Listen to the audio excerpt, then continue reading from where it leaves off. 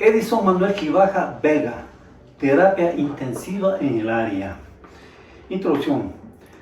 Pausado y punzante, se acomoda en la silla y se prepara para responder las preguntas. Y comienzan hablando de sus primeros toques y gambetas tardíamente con sus primos en la calle. Luego su paso por el Brasil, su primer equipo de fútbol, y posteriormente dar el salto al fútbol grande en equipos más connotados como el Defensor Tumbaco y el Acuario, y sobre todo del fútbol exquisito y productivo que cosechó Tumbaco en su época dorada. Se trata de todos los temas imaginables en un diálogo con un jugador, pero también escapa de ese cassette que suelen introducirse los futbolistas a la hora de responder para relacionar con sutileza su profesión de médico. ¿En qué puesto se sentía más cómodo? Lateral por la derecha era lo que más sentía. Podía gambetear porque me consideraba apto para hacerlo si me tocaba. Le pegaba bien y fuerte con las dos piernas, pero sabía que mi obligación era marcar. Así se autodefine Manuel, que con el número 2 cosido atrás se identificaba ante el consenso popular. Un crack en la cancha y mucho más crack en la calle. Señor, siempre supo que la vida tiene ciclos y los fue atravesando con dignidad y sencillez. Buenas tardes, Manuel. Bienvenido a este segmento Voces que hicieron historia. Buenas tardes, muchísimas gracias, Edgar, por la invitación. Aprovecho la oportunidad para felicitarle por su iniciativa y su entusiasmo. Creo que esto va a quedar como un archivo histórico para que las nuevas generaciones conozcan de la parte deportiva gloriosa del antiguo Tumbaco y de muchas otras anécdotas que tiene pues quienes tuvimos una poca o muy oportunidad de ser deportistas. Muchas gracias. Yo también, aprovechando el segmento, felicitarle muy sinceramente por esa última nominación en los temas científicos que elabora en su hospital Eugenio Espejo. Muchas gracias, muy amable. En Acuario es donde mejor explota sus recursos futbolísticos. En un club plagado de cracks, supo ganarse desde el primer día el respeto de los mayores del plantel y no desentonó en la sinfonía de voces que cantaba victorias hasta conseguir el ansiado título de campeones. ¿Cuánto es que se empeña en meterse en la rojiblanca del Acuario? Digamos, esta fue una gran oportunidad dentro de mi carrera deportiva, pues que si bien es cierto no fue muy grande, pero sí con mucho entusiasmo. Yo antes de esto jugaba en Defensor Tumbaco y los hermanos Velasco y los hermanos Díaz pues fueron quienes me invitaron para ser parte del Acuario, recuerdo. Y claro, como usted dice, había muchas estrellas de la época jugando ahí. En la defensa, donde yo tuve oportunidad de actuar, recuerdo eran los backcentros de Alfredo Soria, el finado Oscar Velasco, Marcelo Morguecho y demás. Entonces parecía haber poca oportunidad de ser titular y de hecho a un comienzo pues esto no fue así. Pero finalmente le pusimos mucho entusiasmo, me gané la confianza sobre todo de Alfredo Soria y Oscar Velasco para que les acompañe marcando la derecha. Y me gané el puesto, pues, y siempre jugar al lado de ellos fue un aprendizaje, porque eran gente recia, ¿no? Y sobre todo con mucha experiencia al jugar. Mucho tiempo jugué al lado de ellos y siempre recuerdo con mucho cariño al equipo, al puesto y a estos dos personajes que jugaban junto a mí y que me gritaban de cómo tengo que hacer, si salir, si quedarme, es decir, vivía bajo el grito constante de los dos. Los secretos del fútbol, ¿no? Exactamente. ¿Fue seleccionado en Tumbaco? No, digamos, no llegué a ser seleccionado, pues hubiera sido maravilloso y era una aspiración, pero esa oportunidad no se dio, aunque teníamos el entusiasmo por hacerlo. Esta es una de las facetas de Edison Manuel Gibaja Vega, aquel defensor del Acuario y defensor Tumbaco, que escudado en la discreción que fluye de la humildad, se ganó una parcela en el fútbol, deporte que junto al vóley y básquetbol cosecharon los mayores éxitos en las décadas del 60, 70 y 80, llenando de títulos, trofeos y más galardones las vitrinas de la Liga Deportiva. La otra faceta aún más noble y humanitaria es la medicina. En lo mejor de su carrera deportiva, cursaba último año en sus estudios universitarios y el destino le tenía preparado cambiar la indumentaria deportiva por mandiles blancos de médico. Y esa es otra historia. Háblenos de sus inicios. Usted estuvo en la centenaria Escuela Roberto Espinosa. Efectivamente, en aquellos tiempos, pues recordará usted, Edgar, que existían básicamente dos escuelas. Era la escuela de niños, la Roberto Espinosa, y la escuela de niñas, la Víctor Manuel Piñarrera. De tal manera que todos los niños de cualquier sector de Tumbaco terminábamos siendo compañeros en la escuela Roberto Espinosa, y tengo muy lindos recuerdos con el paso de los años de todos aquellos compañeros luego que ha pasado el tiempo. Efectivamente, la escuela Roberto Espinosa, para mí, aparte de los recuerdos, me dio una excelente formación, con profesores inolvidables de su director, el señor Egidio Vallejo, y de profesores igual inolvidables y sobre todo profesores muy estrictos y de una gran capacidad para enseñar.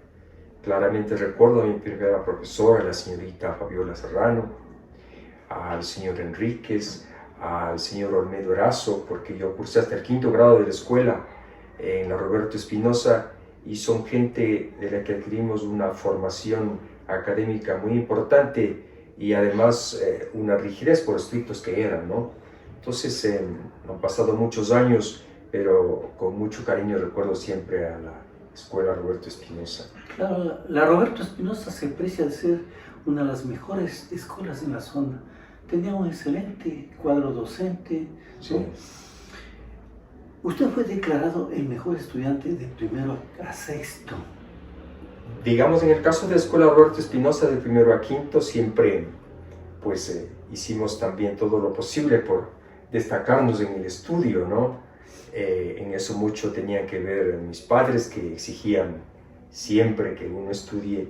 Y sí, efectivamente, durante todos esos años logré ser el primer estudiante. Antes, en el 6º grado, mis padres decidieron que debía continuar estudiando en Quito. También fue integrante de la banda de guerra.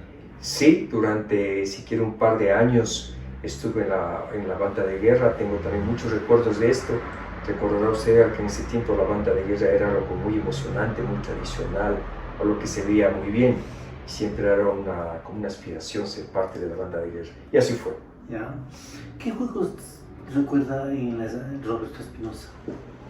Bueno, en ese tiempo básicamente había el juego de las bolas, era muy tradicional el jugar bolas, ¿no es cierto? Tanto en bomba, como decíamos al tingue, Pique.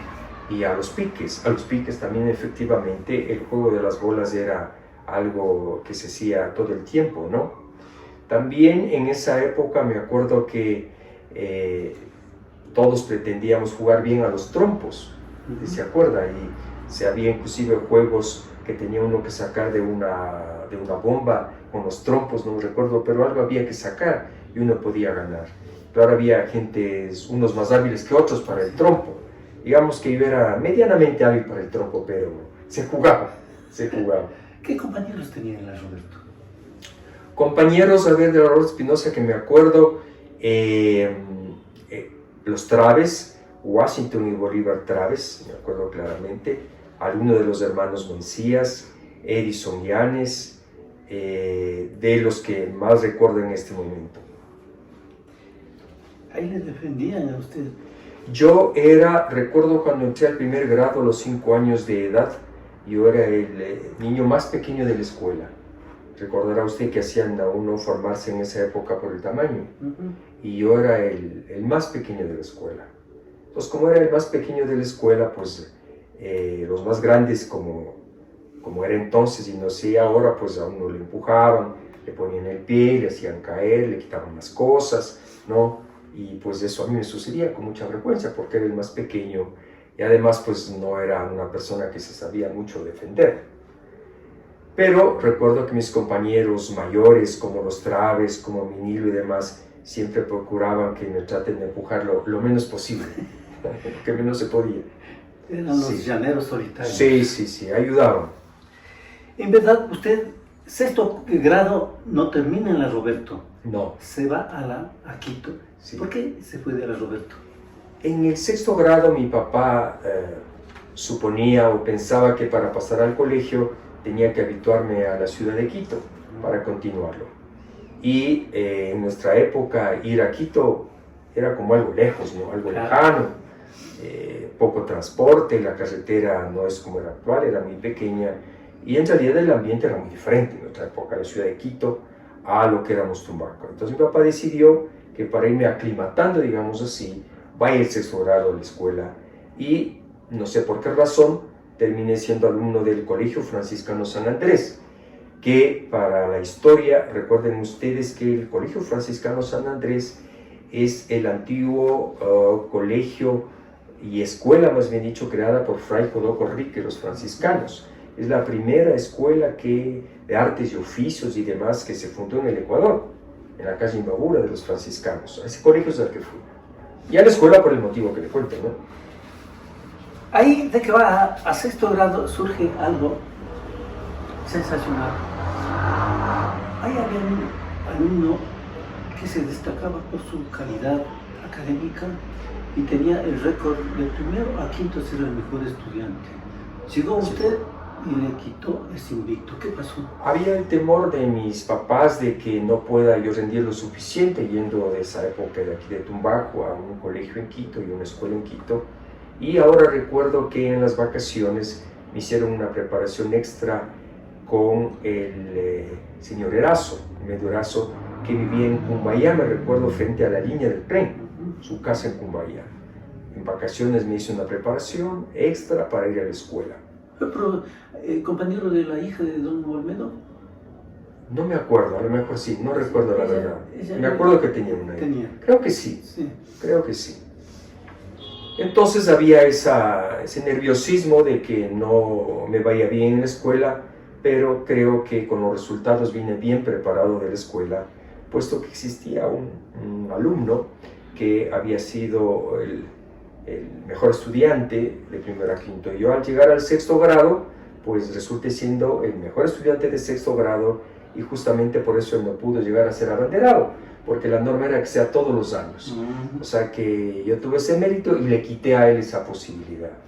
Así pasó. Eso avala que Roberto Espinosa tenía excelentes profesores. No, definitivamente. Y le garantizaba al alumno entrar a cualquier colegio de la capital. Sí, yo no tuve ningún problema en demostrar cuando llegué a esa escuela y ese colegio.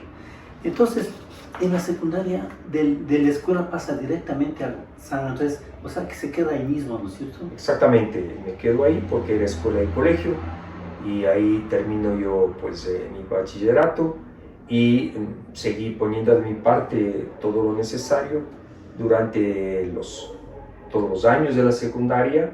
Fui el mejor estudiante, terminé siendo el abanderado del colegio y salía en todas las cosas que tenían que ver con abanderados, representando al colegio. Este era un colegio pagado en ese tiempo, no sé si hasta ahora sea así. El primer año, tal vez el segundo año, pagué la pensión, luego ya no la pagaba por ser el mejor estudiante. ¿Por qué le pusieron el apodo del libro gordo de Petete? Para la gente de nuestra época, en la televisión, creo que era en blanco y negro este programa, había un programa que se llamaba El libro gordo de Petete. Y abrían un libro y había un muñequito que es el que explicaba lo que le preguntaban. Es decir, este muñequito sabía de todos estos temas. Pues mis compañeros, basados en esto, es que me pusieron ese apodo.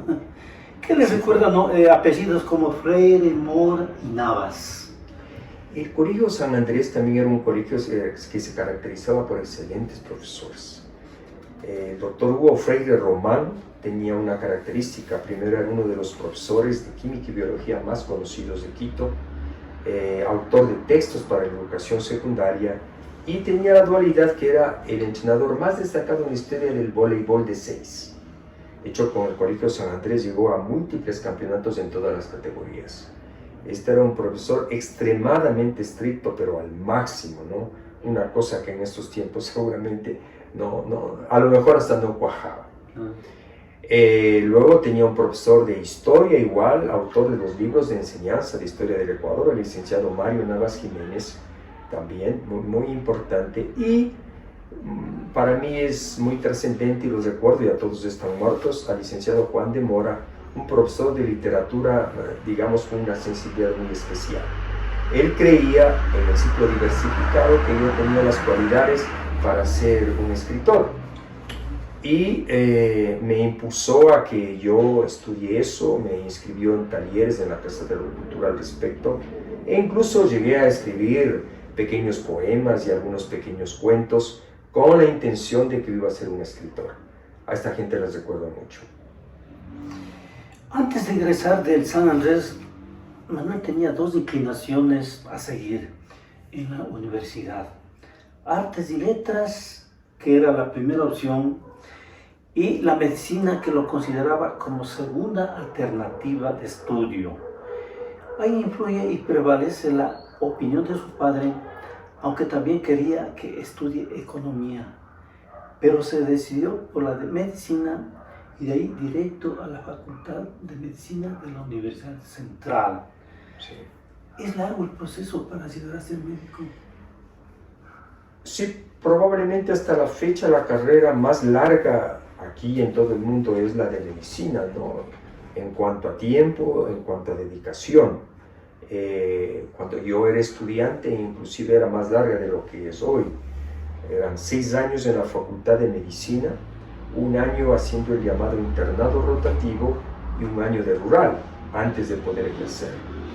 Ahora creo que ya es menor, entonces sí es una carrera larga, pero más que el tiempo es la dedicación que implica, ¿no? ¿Cierto es que anatomía es el cuco de las materias en la Facultad de Medicina? Lo que pasa es que para un estudiante de colegio, cuando decide estudiar medicina, los primeros años son un cambio brutal, ¿no? Porque de lo que uno estudia, por más fuerte que sea en el colegio, el cambio al primer año y al segundo año de medicina es tremendo, es otro mundo, ¿no? La exigencia es 500% más que el 6º curso del colegio. Y en estos 2 años la materia, digamos, más compleja es anatomía.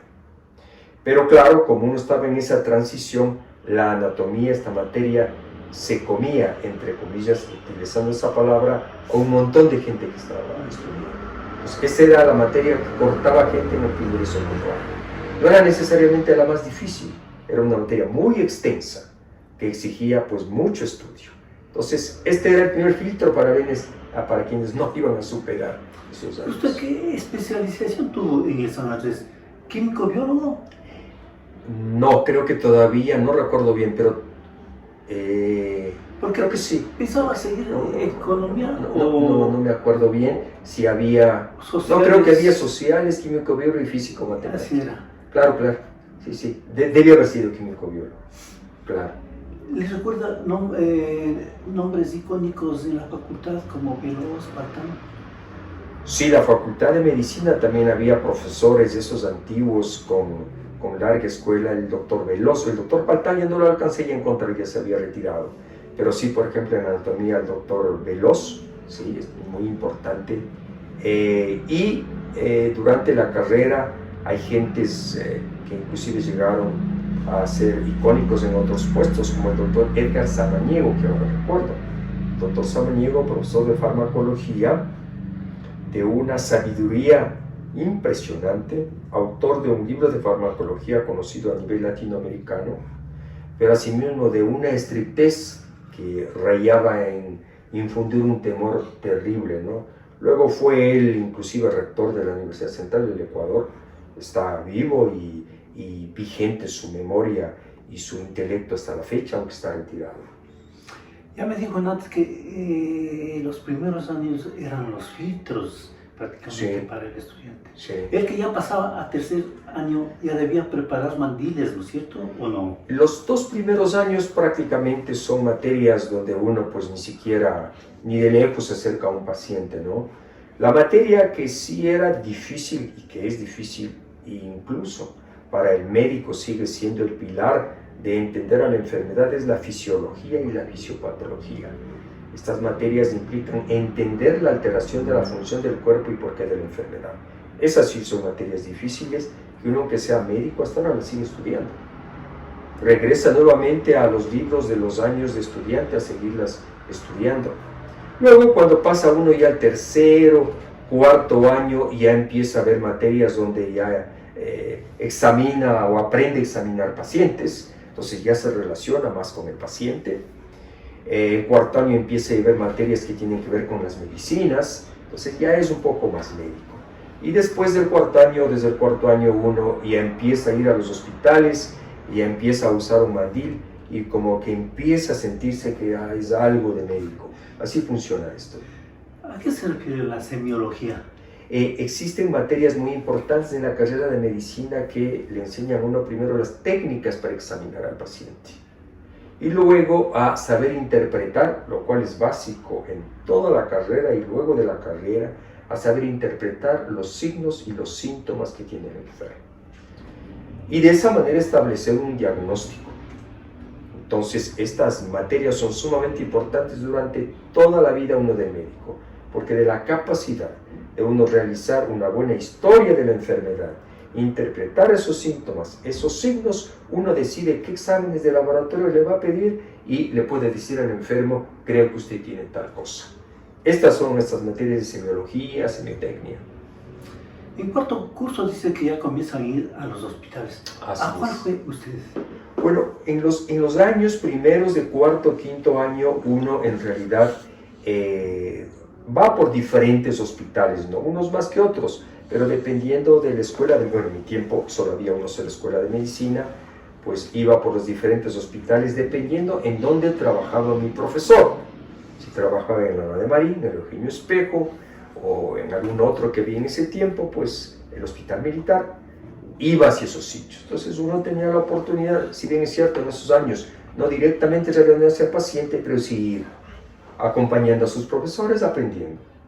¿Usted considera fisiología es más difícil que anatomía? Muchísimo más difícil de entender, de aprender. Nunca uno termina de aprender fisiología, nunca. ¿En qué año reciben eso? Eso se recibe también en los primeros años,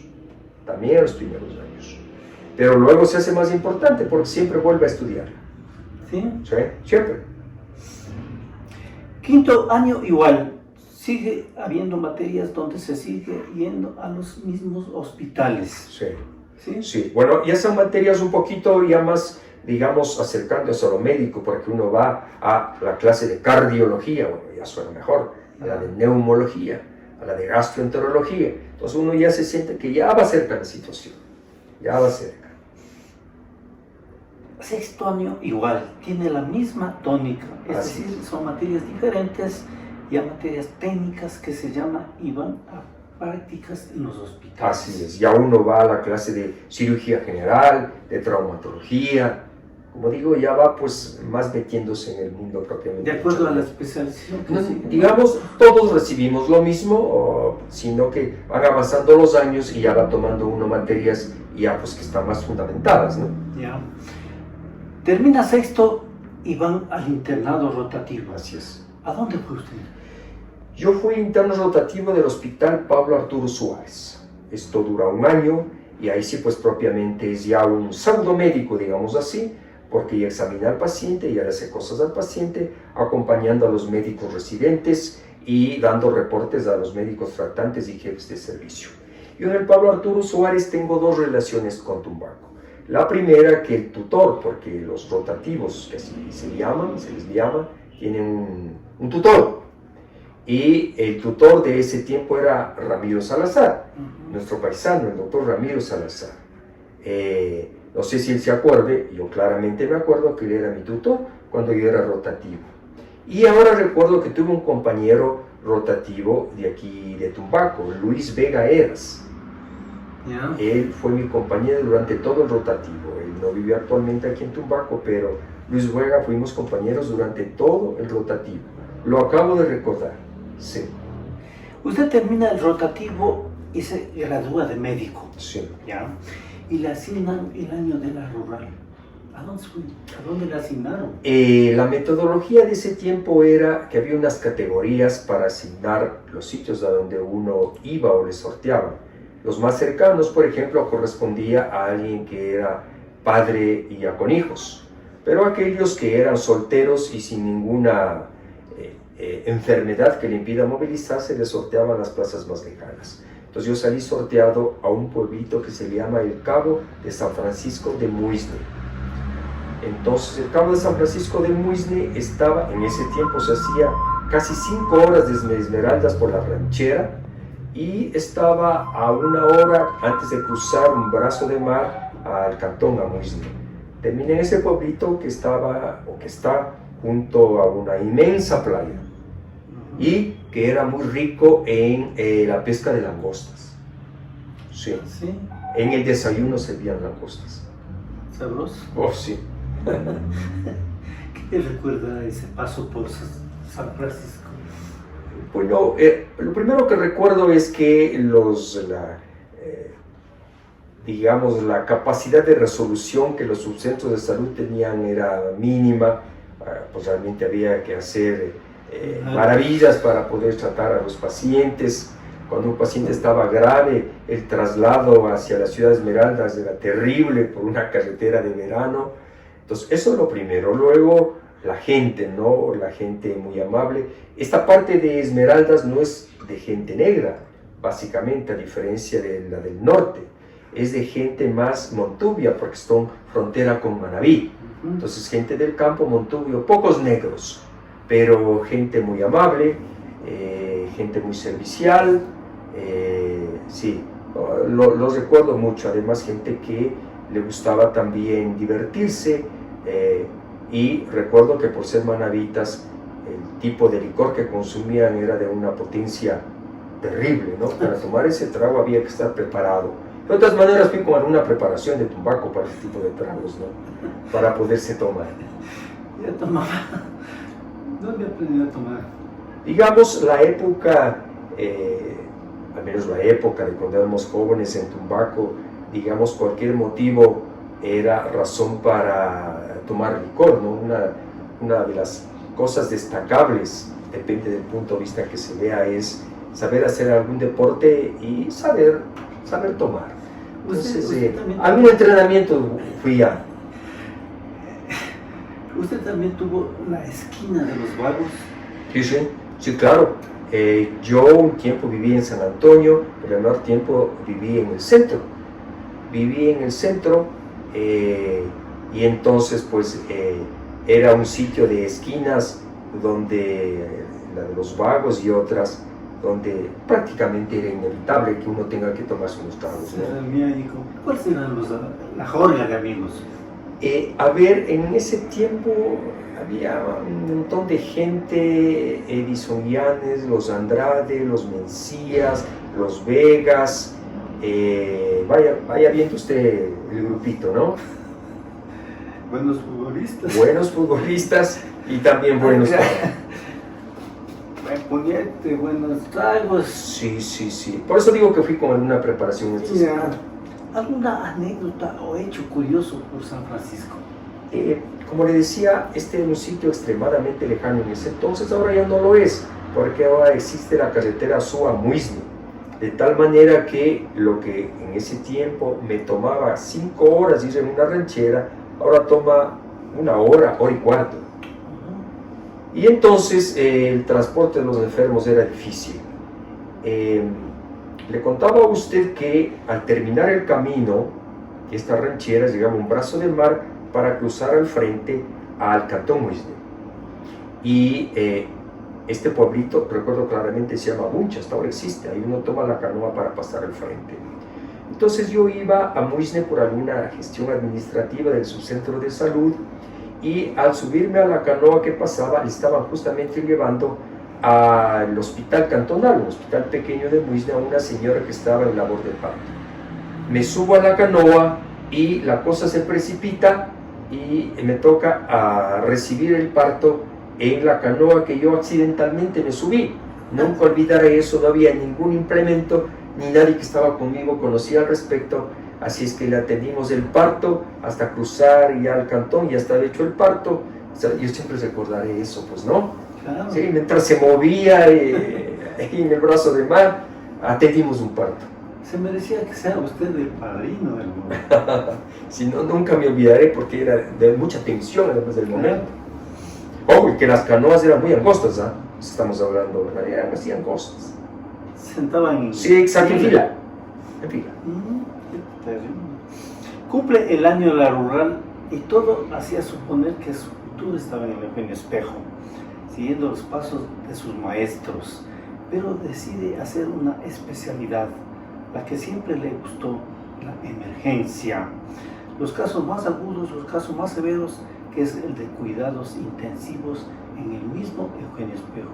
¿Por qué escogió esa especialidad? Digamos, a lo largo de la escuela de medicina, eso sí la tuve claro siempre, ¿no? Lo que llamamos nosotros el enfermo crítico, el enfermo grave.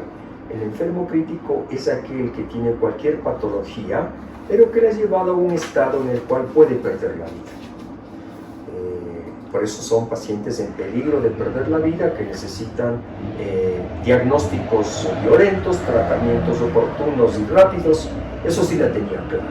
De tal manera que cuando yo terminé mi escuela de medicina, ingresé a la residencia en cuidados intensivos sin lugar a dudas en el Hospital Eugenio Espejo. ¿Ahí recibió esta especialidad? Ahí recibí, de hecho, en la unidad de cuidados intensivos del Hospital Eugenio Espejo se abrió y yo junto a otros compañeros fuimos los primeros residentes que tuvo la unidad. ¿Qué tiempo duró ese? En ese tiempo no existía la especialidad de Derecho. De Derecho se llama que una universidad le avale la especialidad. Pero existía la especialidad de Hecho, que consiste en que uno haga durante 5 años consecutivos la residencia en un servicio de esta especialidad y era avalado por el Colegio Médico de Pichincha, quien le tomaba unos exámenes. Esto requería 5 años, que yo los hice, que fui examinado y avalado por el Colegio Médico de Pichincha, y así obtuve mi especialidad en medicina crítica y terapia intensiva, así se llama la especialidad. ¿En ese tiempo usted ya era casado? Sí, yo ya estaba casado cuando empecé mi residencia, toda mi residencia prácticamente estuve casado, ya tuve mi primer hijo, mi segundo hijo, mi tercera hija, tengo un hijo y 2 hijas, es decir, toda mi residencia prácticamente la cursé ya siendo papá, lo cual le ponía un grado de dificultad a la situación. O sea que viniendo de la rural se casa. Sí, prácticamente viniendo de la rural, así es, sí. Más responsabilidades, más sí, obligaciones. más dificultades. Sí. Y nos llega la pandemia. Sí. Cuando llega la pandemia, yo ya había sido nombrado jefe de servicio de la unidad de cuidados intensivos del Hospital Espejo. Entonces nos tocó enfrentar al servicio de cuidados intensivos la pandemia primero, desde la parte médica, y a mí como jefe de servicio no solo desde la parte médica, sino desde la parte administrativa, lo cual fue una situación extremadamente grave. Vale decir, Edgar, que en el plano público la unidad de cuidados intensivos del Hospital Eugenio Espejo es la que más pacientes con COVID-19 que requerían de un respirador tuvo en todo el país. Llegamos a ingresar más de 1.100 pacientes con COVID severo intubados. Y claro, cruzamos por una época en la cual el gobierno, pues igual que sucede lamentablemente con frecuencia, faltaba recursos.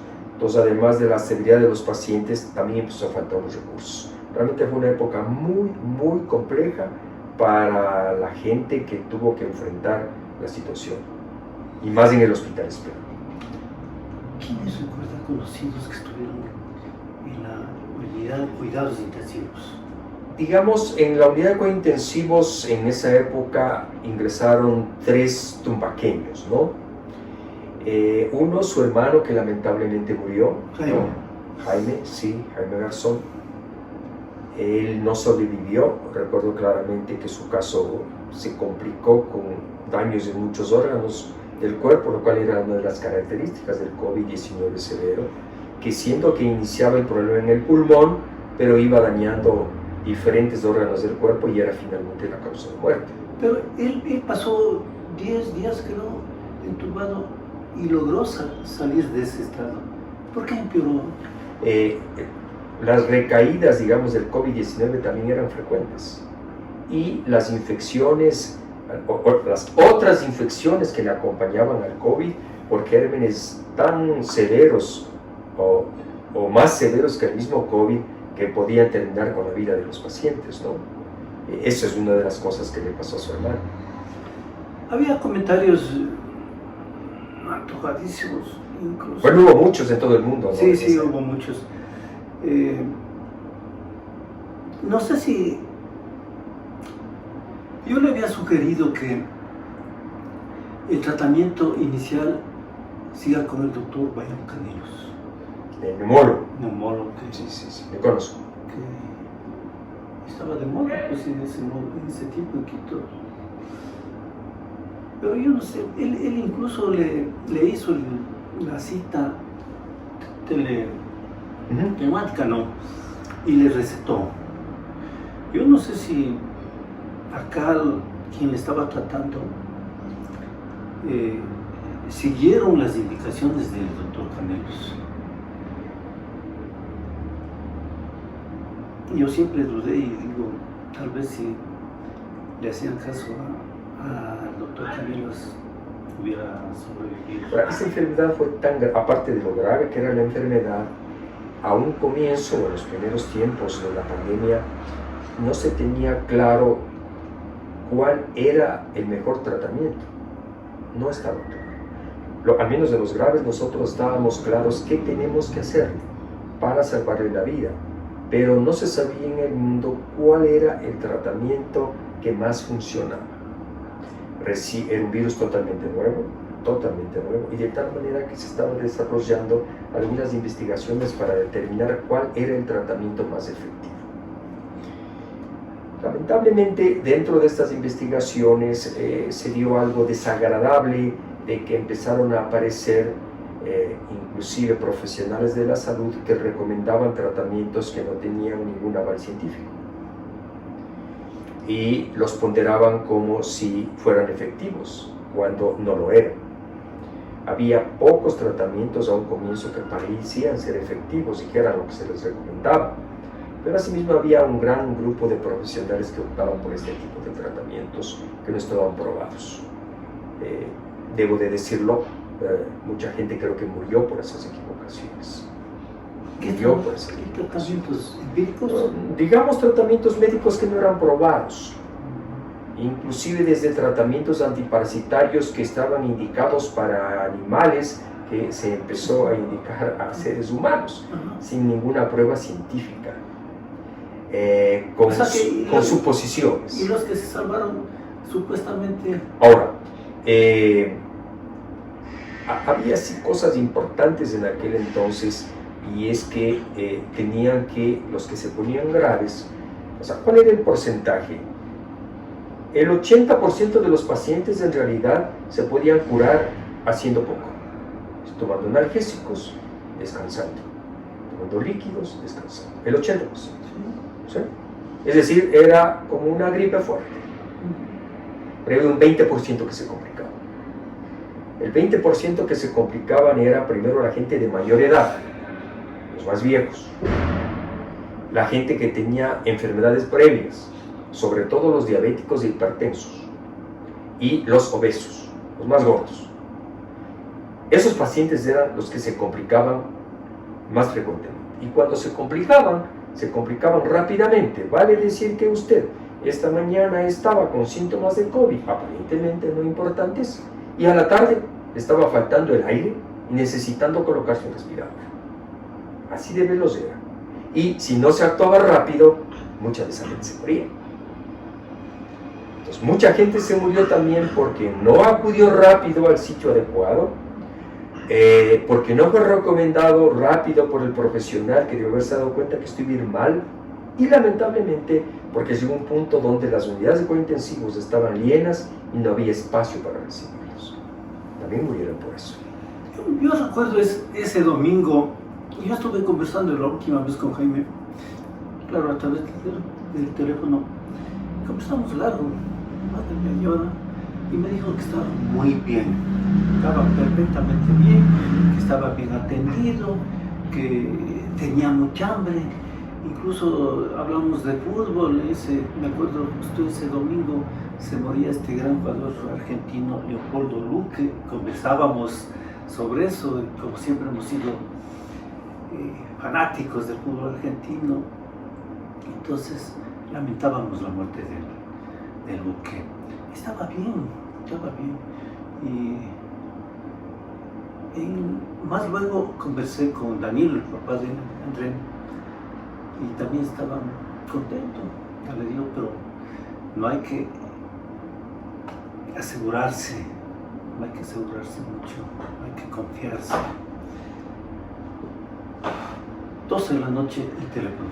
¿Qué podría imaginar? ¿Qué más podía imaginar si no? Algo pasó. Algo pasó. 2:30 nos llevaron en la ambulancia y fue un viaje sin retorno. Eso sí, estaba completamente casi seguro.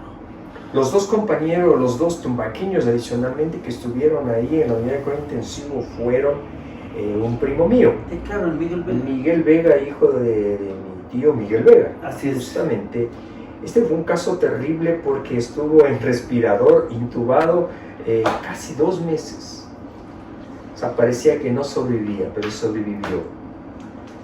Y la otra persona que estuvo grave también fue intubado, pero por menos tiempo y sobrevivió fue, que es contemporáneo mío,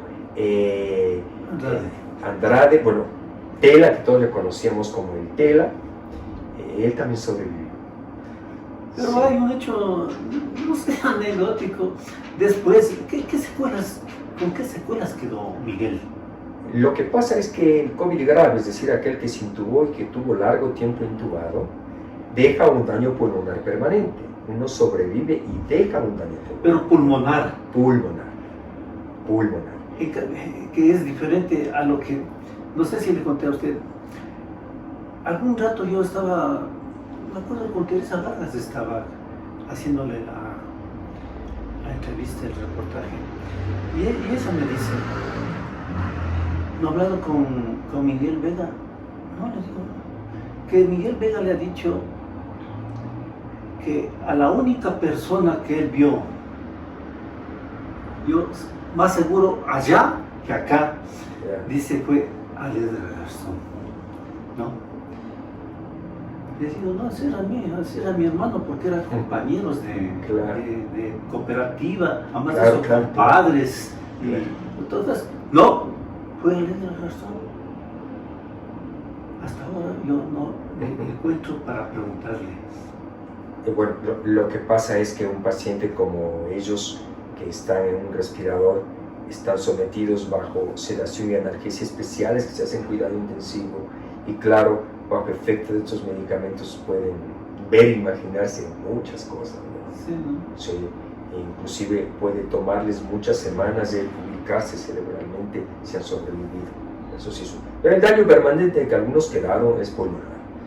Eso me comentaba Carlos Mora, que también tuvo. Sí, supe que él estuvo intubado también. Claro, intubado 40 días, creo. Y de que él ya se despierta y comienza a delirar. Primero, porque les amarraban, ¿no? Digamos, el objeto para no amarrarles justamente que reciban la medicación sedante suficiente, ¿no? Justo para no amarrarles. Pero cuando empieza a retirarse los sedantes, porque ya están mejor, algunos pacientes se despiertan aceptablemente y otros se despiertan con unas agitaciones psicomotrices terribles. Seguramente es el caso de Carlos Morales. Claro, que quería zafarse, zafarse y no podía y todo eso, y que en un instante le vio, dice, un doctor estaba parado ahí en la columna, dice, parado, y pasó la mujer, que pasó de frente, y le dijo, Betty, ven, ayúdame, sácame, pues estoy en la mierda, y se pasó. Le digo, pero ha de haber sido alucinación, alguna cosa, No, dice, yo le vi. No, eso. De hecho, alucinaciones, si usted llama, fue un tema muy frecuente en muchos pacientes COVID. Incluso algunos durante los meses siguientes seguían con estos temas cuando sobrevivieron a los cuidados intensivos. Claro, sí. Terrible. No, sí. Bueno, se tejieron diversas historias en torno al COVID, ¿no? Que fue hecho a propósito, que fue un laboratorio, una especie de guerra biológica. Nunca sabremos eso. Y que tenían incluso la bacteria, el antídoto, y que no querían vender. Nunca sabremos eso, la verdad. Lo que sí es cierto es que el primer caso detectado fue en un mercado de Wuhan, China. Eso es verdad. Sí. Ahora, ¿de qué manera llegó allá? Siempre será un misterio y siempre será un misterio, ¿no? ¿Habrá el peligro de que se repita una pandemia de ese No, tipo? seguro va a repetirse, ¿no? Eso es, no sabemos cuánto tiempo va a durar, pero como están las circunstancias de los cambios ecológicos en el mundo, aparecerá un nuevo virus en un momento dado. Eso es inevitable, eso va a pasar. Que nunca más aparezca. O que no estemos ya acá. Claro. Ya lo veremos. No fueron nuestros nietos. Ya no lo vamos a ver nosotros. Pero es inevitable. Sí, ¿no? Trayectoria médica. Médico residente de cuidados intensivos en el Hospital Eugenio Espejo del año 88 al 93. Médico tratante especialista de la unidad de cuidados intensivos del Hospital Eugenio Espejo desde el año 94 hasta la fecha. Jefe de la unidad de cuidados intensivos del Hospital Eugenio Espejo desde el año 2015 hasta la fecha. Consultorio particular en Tupaco desde el 92 hasta el 2014. Jefe del servicio de emergencia del Hospital Metropolitano entre el 2013 y el 2015 aproximadamente. Jefe de emergencia del Hospital de los Valles entre el 2015 y 2016. Profesor de la Escuela de Medicina de la Universidad Internacional del Ecuador durante 10 años, desde los 2012 hasta el 2022 aproximadamente.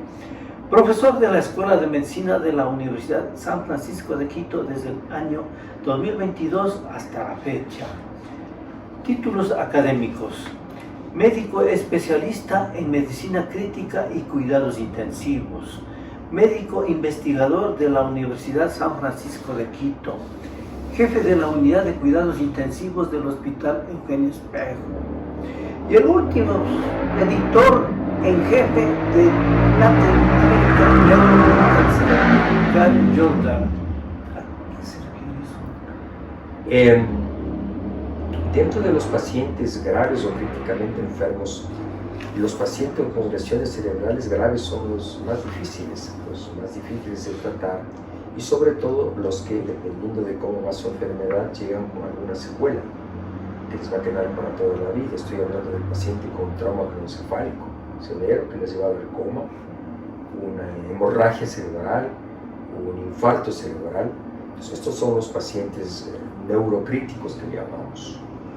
Entonces, una de las líneas de investigación de mi parte y a las cuales más me he dedicado es esta, el paciente neurocrítico.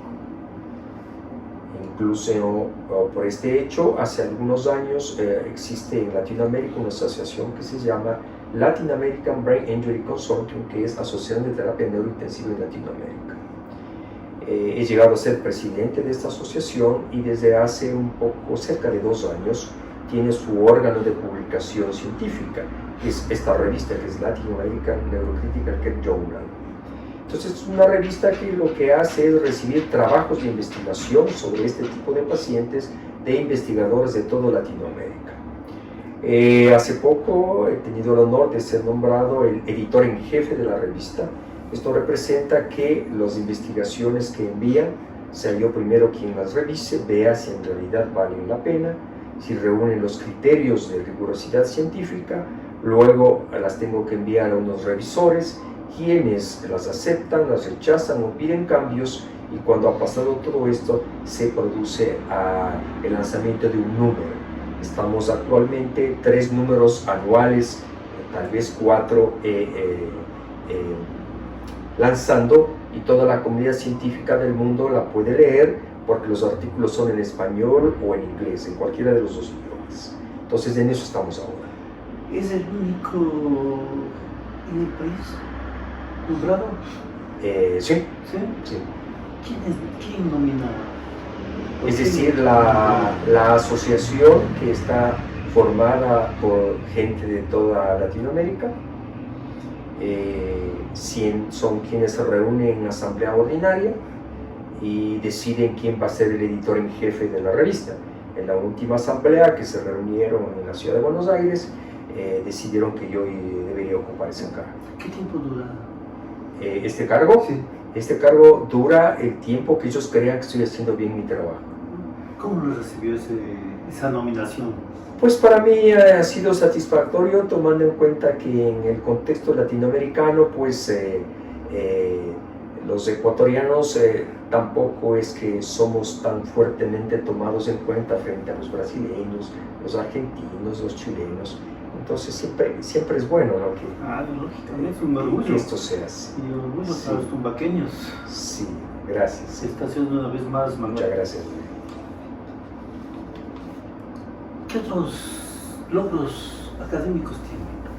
Bueno, he sido presidente de la Sociedad Ecuatoriana de Cuidados Intensivos también, donde durante algún periodo, y también hemos hecho algunas cosas por los especialistas de cuidado intensivo del país.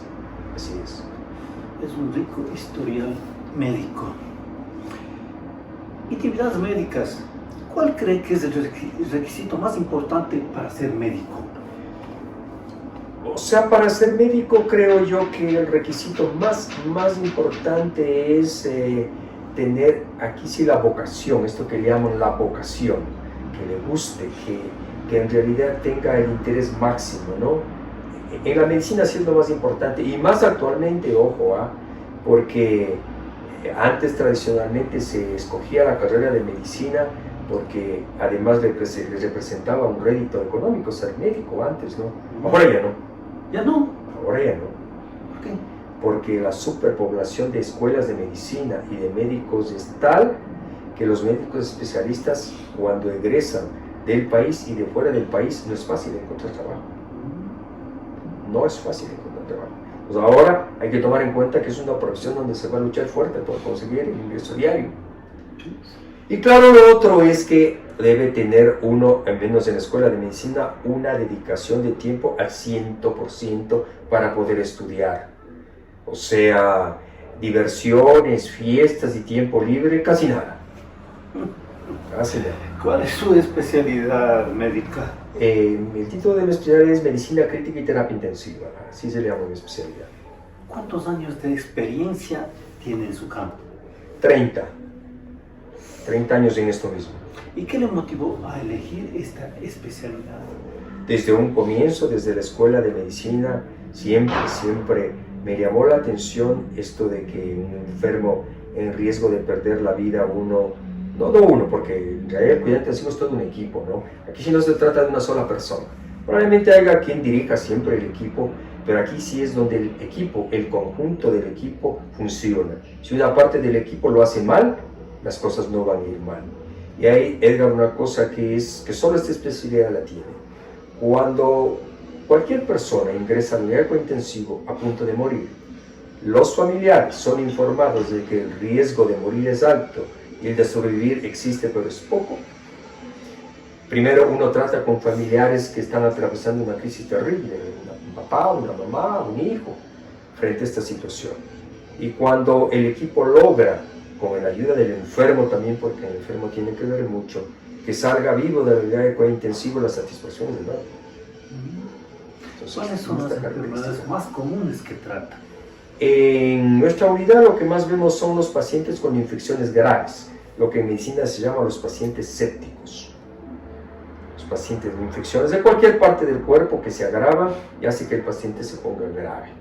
Luego tenemos las enfermedades cerebrales que le mencionaba. Y ahora en nuestro medio el trauma craneoencefálico severo con los temas de las carreteras es algo muy, pero muy frecuente que nos llega al hospital aquí en Espejo, y lamentablemente gente joven, ¿no? Porque la gente joven es quien sale pegada a los tragos a gran velocidad por las carreteras. Y claro, terminan en cuidado intensivo. Esta es una patología muy frecuente también en nuestra unidad. ¿Más accidentes hay de motociclistas que vehiculares? Ha aumentado la tasa de accidentes en motocicleta, así es. Ha aumentado. Lo que ha disminuido son las caídas.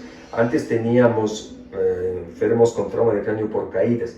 Creo que en las construcciones y ese tipo de cosas debe haber más seguridad. Pero antes se caían mucho, ahora se caen menos. Claro, hay mayor control en construcción. Nosotros veíamos mucha gente que se caía de construcciones. ¿Puede describir un momento en el que se vio obligado a tomar una decisión médica muy difícil? Bueno, la especialidad que yo haga exige que tengamos que tomar decisiones difíciles, la verdad, todo el día, todos los días. Por ejemplo, tenemos que con mucha frecuencia tomar decisiones de cuándo parar los tratamientos al enfermo. Esto no es simple. Debe hacerse un análisis riguroso para determinar que efectivamente no vamos a continuar. Es parecido a esto de que puede poner un ejemplo de un momento en el que haya tenido que tratar el dolor de un paciente. ¿Cómo le contrarresta un dolor fuerte? Bueno, la verdad es que el enfermo grave, dada la infraestructura de una unidad de cuidado intensivo en donde él está ingresado, justo evitamos que no tenga dolor. Es decir, un paciente, que es lo que la gente más mira, que está intubado y conectado a un respirador y colocado varios dispositivos en el cuerpo, cuando ingresa a la familia, nosotros lo que hacemos es usar analgésicos de gran potencia, como para que el público entienda, mucho más potentes que la morfina, que solo tenemos nosotros la experticia de usar. Entonces procuramos que no le duela. ¿Cuál es el dolor más fuerte que puede tener una persona? A ver, ¿Es de la muela? No, si es por enfermedades, probablemente uno de los dolores más fuertes que puede tener una persona es el dolor cardíaco, secundario a un infarto agudo del miocardio antes de morir. ¿Cómo es eso?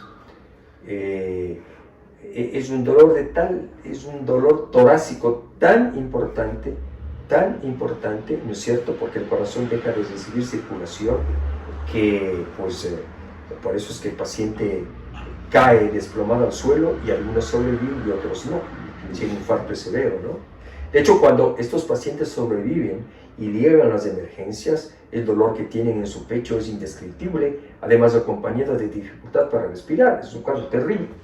Ese es el dolor que es preferible morirse o matarse antes. Digamos, no tanto, es una situación tan crítica del ser humano porque puede morir, que es diferente a un dolor fortísimo como puede ser un cólico renal. Un cólico renal en hombre o mujer duele mucho, mucho, y llega a las emergencias del hospital con un dolor intenso, pero no se va a morir. Sería muy difícil que se muera. En cambio, este hecho de dolor está a punto de matar. ¿Qué recomendaciones generales da para mantener una buena salud? Las de siempre, eso no ha cambiado realmente a lo largo de los tiempos, ¿no? Y sobre todo cuando pasan los años, ¿no?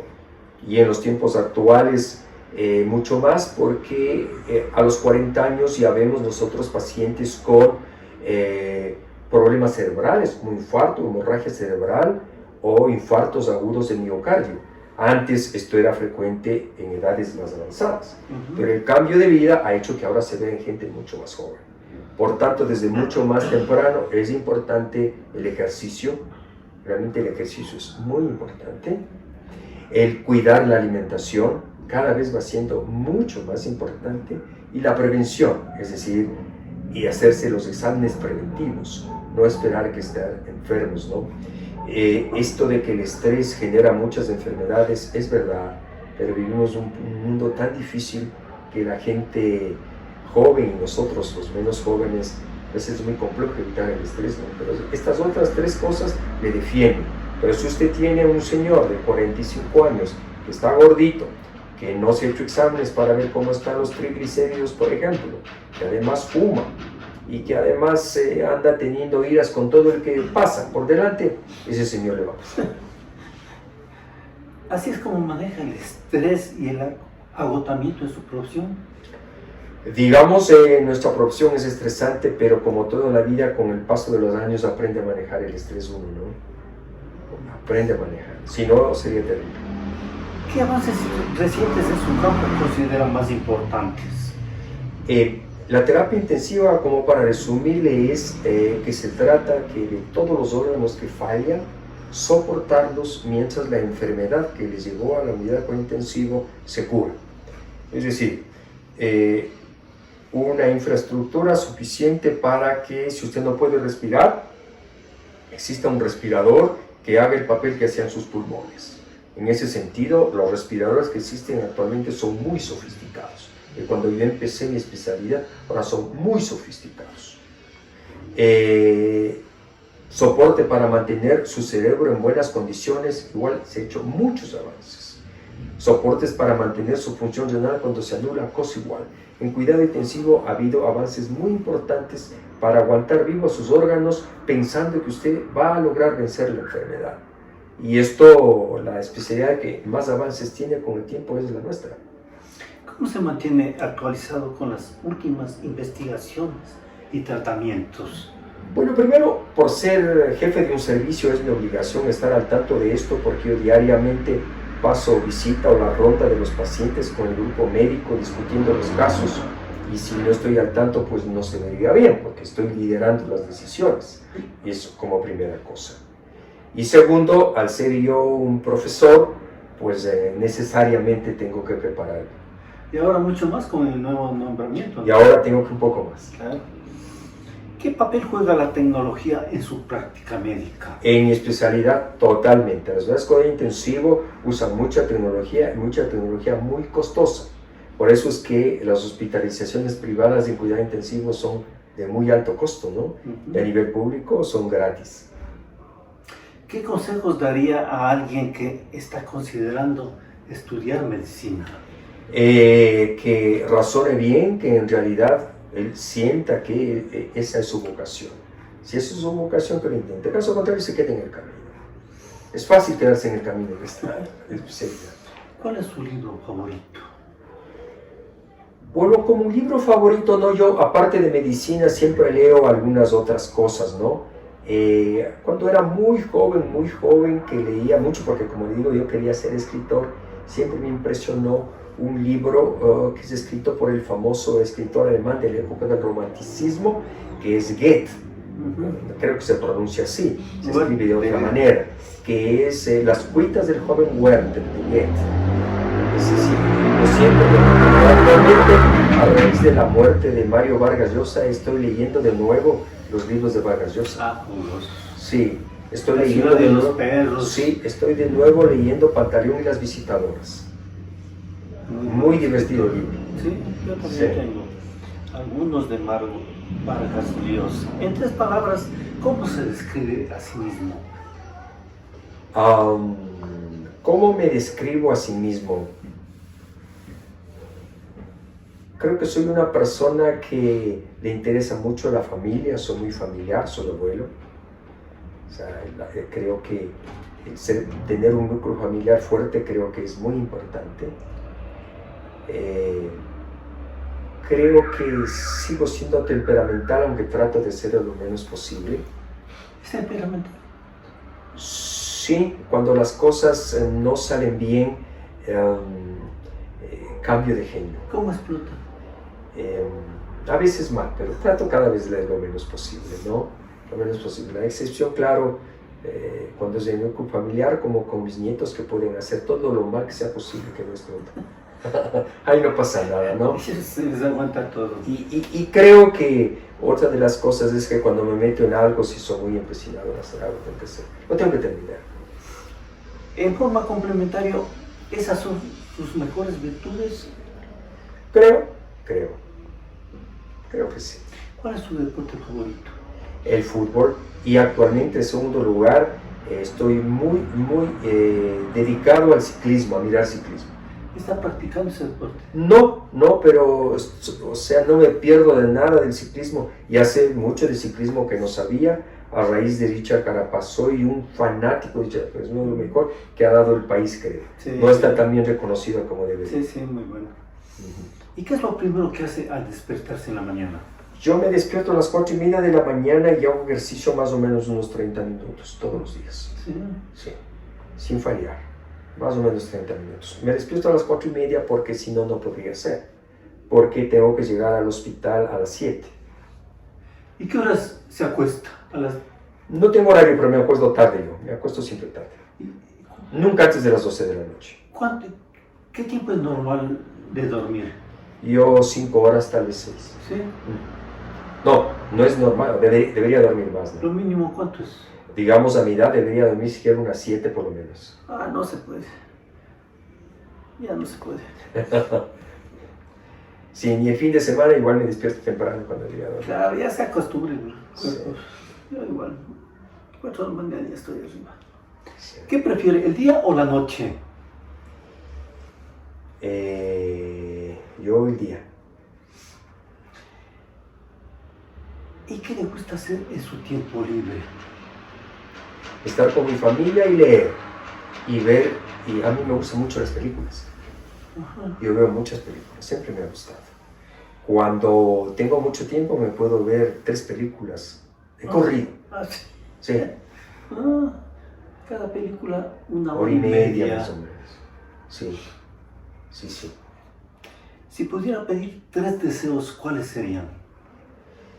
El primero, que me dé el tiempo suficiente de vida para verles grandes a mis nietos y que mientras avance en edad, me imagino que tengo que enfermarme, gracias a Dios ahorita estoy sano, pero que sea cualquier enfermedad que no afecte a mi intelecto. Eso es lo primero. Que yo le pediría a Dios que sea así, ¿no? Que mis nietos, porque ahora en mi familia, pues obtenga todo lo mejor que sea posible, mis hijas, mis nietos, cuando yo no esté aquí, y pues que me dé toda la paz posible, ¿no? Que se pueda, ¿no? Que se pueda, ¿no? Sí. ¿Dónde le gustaría vivir? ¿Vivir?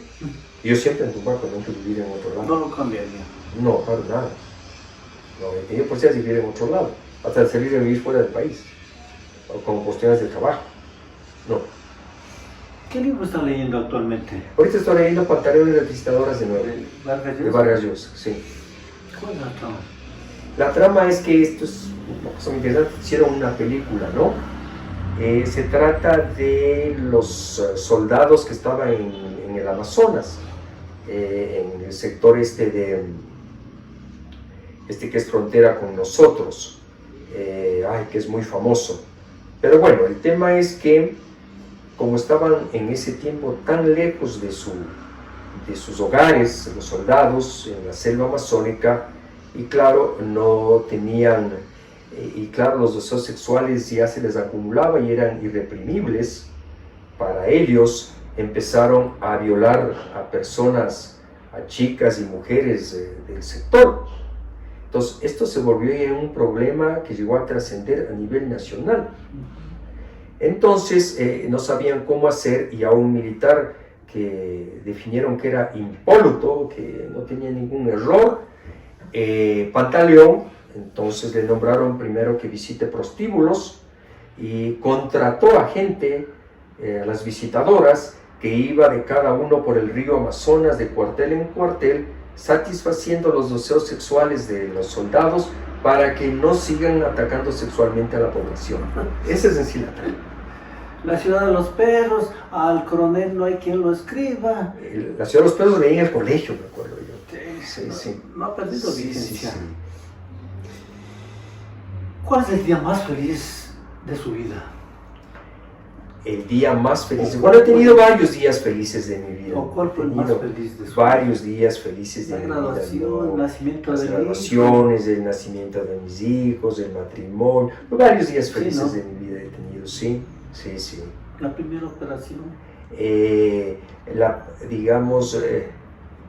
Cuando me gradué de médico, cuando me gradué de especialista, ¿no? Sí, varios días felices, sí.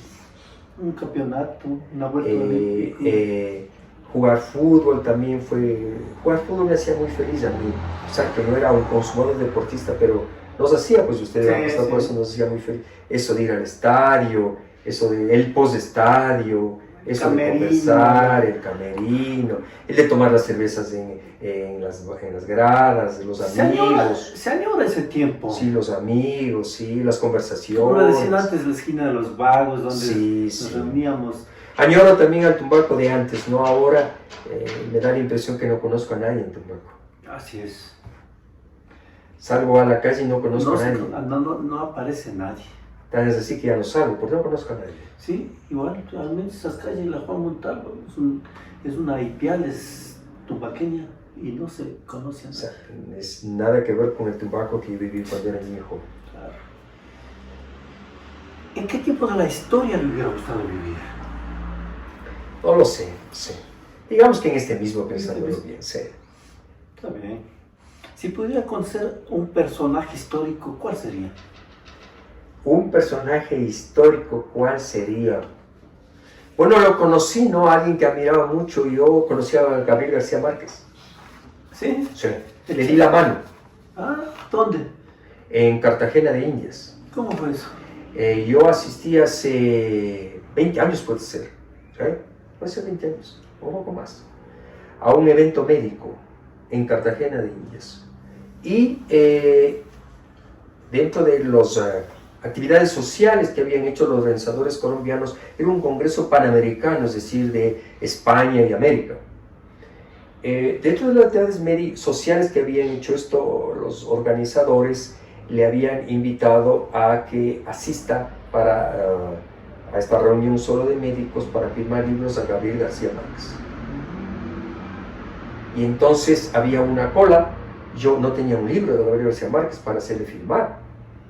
No tenía nada para hacerle firmar, pero hice la cola. Entonces cuando llegué a él, pues me fui con otro amigo médico de Guayaquil, en ese tiempo que no había los celulares, no había nada de esas cosas, pero había las cámaras, pero no tenía una cámara, tampoco tenía cámara, no había llevado, ¿no es cierto? Y le di la mano a Gabriel García Márquez, y él me preguntó, ¿de dónde es usted? Le digo, soy de Quito. No le dije de Tumbaco, ahora que me acuerdo. No iba a saber, le dije, soy de Quito, Ecuador. Entonces, qué gusto, mucho gusto. Le di la mano a Gabriel García Márquez. Si le decía de Tumbaco, tal vez se equivocaba con Tumaco. Claro. Pero yo le di la mano a Gabriel García. Me acuerdo claramente que estaba vestido todo de blanco. Así se presentó a recibir el premio Nobel. Como estaba así. Pero le di la mano. Es otro de los extraordinarios escritores del Claro. Gabo. Yo nunca me olvido de eso. Deportivo, durante su actividad académica practicó fútbol. Yo parece en tiempo ya jugaba fútbol. Antes de ir a la rural ya había jugado en el Defensor Tumbaco y en el Acuario.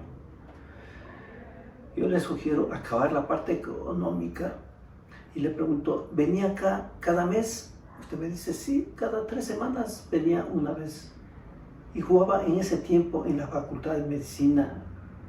¿Quiénes eran sus compañeros? Sí, yo tuve compañeros futbolistas profesionales. Yo fui toda mi carrera y me gradué con José Navas, con Pepe Navas. Excelente. Que fue futbolista profesional de la Católica. Y jugué en el Acuario con él. Claro. Claro, Él estuvo hace unos 3 semanas, estuvo aquí en el estadio, le invité a Gesta, Ya. Horacio Gesta y a Pepe Navas. Los dos mejores foráneos que han venido a jugar en el equipo tumbaqueño. Y les traje acá, estuvieron en el estadio los años que venían al estadio al Víctor Manuel. Sí, él fue mi compañero de la Facultad de Medicina. Claro. También fue mi compañero Juan Carlos Jacome, que era marcador de la Católica. Ajá.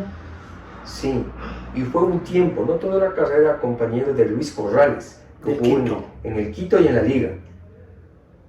Sí, con eso fui compañero. Ya, su trayectoria deportiva es primero en el Club Brasil de Tumbaco, luego en el Club Defensor Tumbaco y termina en el Club Acuario de Tumbaco. Como logros deportivos tiene un campeonato con el Acuario. Su ficha técnica es ya puesto por mí, marcador de excelentes aptitudes físicas, perfecta noción en las secuencias del movimiento en el momento y en el tiempo oportuno, implacable en el hombre a hombre, temperamental, ganador, fuerte, vigoroso. Lateral por la derecha. Como es diestro, se proyecta mejor. Importante cuando se soltaba y apoyaba a su volante o puntero derecho. ¿Falta algo? No, no, está de más, muchas gracias. No es así, bien. Hablemos de fútbol. ¿Usted hizo goles? No, No. no me acuerdo. Pero ¿cuáles fueron los... Usted jugó de marcador, ¿no? Siempre, sí. Ya. ¿Cuáles fueron los delanteros que más le causaron problemas? A ver, el Víctor Vega, me acuerdo claramente, era un delantero muy difícil de marcar. El Chimba, o sea, que él hizo... Sí, también él, pero Víctor era muy veloz. Claro. Muy veloz, usaba mucho las manos para jugar. Usaba mucho ¿Y le las vio manos. jugar al hermano del Alfonso? Sí, claro. Sí, sí, claro, claro. Loco. A loco, sí, sí. Señor. El Lucho Pérez era muy difícil de marcar. Ujú. Era muy complicado marcar a Lucho Pérez. También usaba mucho las manos. Claro. Sí, mucho usaba. Sí, era un jugador muy con muchas habilidades para que no le quiten la bola. Era muy difícil quitarle la bola a él. Patricio Velasco era un marcador muy difícil de marcar. Muy veloz. Puntero izquierdo. Sí, muy veloz. De los que recuerdo que eran muy difíciles de marcar, que se me vienen ahorita a la mente. Algunos, dígame, arqueros más destacados que conoció. ¿Quiénes fueron? Al Nelson Vega, El Barcelona. del Barcelona, me acuerdo. Que yo me acuerdo que tapó con nosotros cuando yo jugaba en el Acuario a Nelson Pérez, ¿está bien? El camiseta. Ajá. ¿Cuál otro arquero? Me acuerdo de esa época que estoy queriendo acordar. Había más arqueros, había buenos arqueros. Carlos Gallardo. A él no les llegué a ver. Peor la Chuspero. No, no les llegué a ver a ellos. El Buitre. A él sí les llegué a ver. Sí, buen arquero también. Marco Herrera. Ah, no, Marco, claro. No, yo jugué con él también. Claro, en el defensor de Marco jugué con él. El Pato Pérez, el gordo. Sí, El también. Rominense. A Marco, sí, sí, muy buen arquero. Claro. Sí, muy buen arquero. Jugué con él también. Alonso Tiene Acosta. verdad. En el de Juventus. Juventus y Barcelona. Claro, sí, sí. A pesar que no tenía estatura de arquero. Pero era Sí, arrojado. sí, sí, era muy bueno. Ujú. Tuvo la suerte de jugar al lado de grandes jugadores, pero ¿cuál fue el que más se adaptó a su juego? Digamos, como le dije a usted, yo jugué al lado de Alfredo Soria y Oscar Velasco. Digamos, creo que también ha sido uno de los mejores backcentros que ha tenido Tumbaco, ¿no? Sí, los dos. Bueno, Alfredo ya le conocí cuando ya tenía sus años encima, pero estaba íntegro jugando, ¿no? Oscar estaba más joven. Sí, no, los dos muy buenos. Sí. Con ellos me adapté muy bien a jugar, ¿no? Sí, además me perdonaban los errores que cometía, ¿no? Era impresionante ellos cómo trataban a los delanteros del equipo contrario, ¿no? Uf, era terrible, sobre todo Alfredo. Temible. Temible, sí. Usted de que se desprendía por su lateral, ¿con quién hacía paredes? A ver, yo me acuerdo que en ese tiempo, a ver, veamos. Jugué un tiempo con Talico, ¿se acuerdan? Claro, el Talico Salazar, Ángel Exacto, Salazar. con Ángel Salazar. Buen Sí. puntero derecho. Sí. Jugó en el Acuario en esa época conmigo y claro, con él es con quien hacíamos. Sí. Un sueño cumplido, Manuel. Pues digamos, yo creo que más que nada tener la familia que tengo. Creo Deportivamente. Deportivamente, pues haber llegado a ser campeón, ¿no? O sea, Claro. nadie hubiera pronosticado que con mi nivel de juego haya llegado a ser campeón, pero vea usted, llegué a ser campeón. En el fútbol hay dos momentos supremos, que son el gol y la vuelta olímpica. Sí, Usted no marcó goles, no, pero sí dio la vuelta olímpica. Sí. desde luego. ¿Qué se siente en esos 400 metros que se da la vuelta a la pista atlética? O sea, es una sensación que no se puede describir, ¿no? La satisfacción que existe. Sí, no se olvida nunca eso. La culmen de todo un año de trabajo. Y a quien le gusta el fútbol, de la sensación del fútbol en sí, ¿no? Claro. Sí, totalmente. Lindo. Al menos si está portando el trofeo o el estandarte del equipo. Claro, totalmente, sí, de acuerdo. Qué lindo que es el fútbol. ¿Cuál fue su mejor momento deportivo? En la época del Aguayo. Sí, sí, campeonato. sí. ¿Y un bajón deportivo? Digamos ya al final, cuando ya la actividad de estudio médico me impedía, pues ya tanto, ya evidentemente ya se notaba que ya no jugaba. Claro. Hay que saber retirarse Sí, a tiempo. yo me retiré a tiempo, ya veía que no se podía. Yo ya lo dije esto, pero quiero que usted se diga que tuvo enormes recursos técnicos, virtudes futbolísticas, pero ¿cuál fue su mejor arma deportiva? El ñeque. ¿Sí? No, yo no daba una bola por perdida. Si tenía inclusive que alzar el pie hasta el pecho al contrario y recibir una tarjeta, lo hacía. No daba una bola por perdida. Ganador por excelencia. No, yo no daba, no, sí. Tuve mucho llamado de atención de los árbitros por eso. Sí.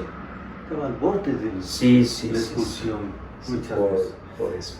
¿Cuál fue el mejor compañero en los diferentes equipos que tuvo?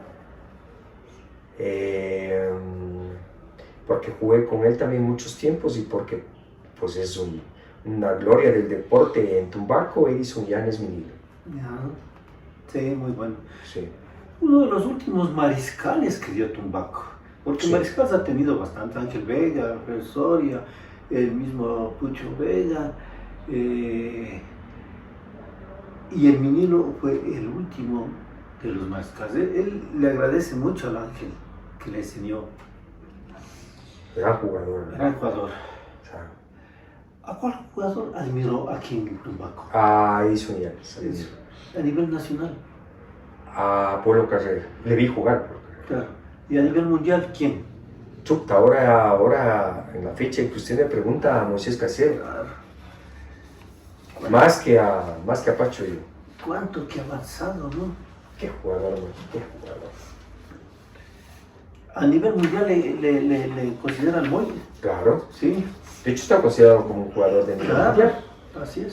Sí. Qué Dicen orgullo. que está. Yo he oído a expertos del mundo decir que es el mejor 5 del mundo. Así dice. Así dice.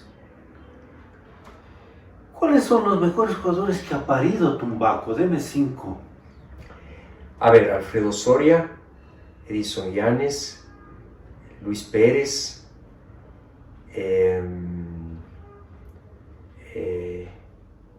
Víctor Vega y Marcelo Vega, el Chemi. El Cheme.